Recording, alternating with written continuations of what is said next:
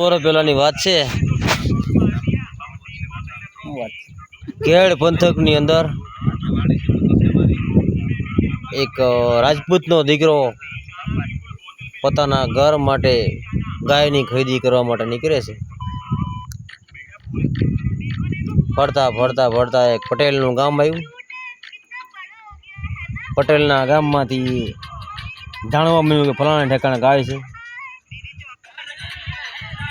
ત્યાં ગયા, ગાય લીધી ને પોતે એને પાસેથી ગાય ખરીદી કરી અને લઈ નીકળી ગયા. જોતામાં હાંજ પડી ગઈ. સત્યનારાયણની જય. જોતામાં હાંજ પડી ગઈ. હાંજ પડતા પડતા બાજુમાં એક પડાવ લેવામાં આવ્યો. પટેલની વાડી એની પડાવ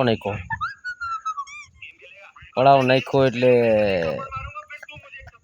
પટેલની વાડીમાં 100 વીઘાનો વાડ હતો એટલે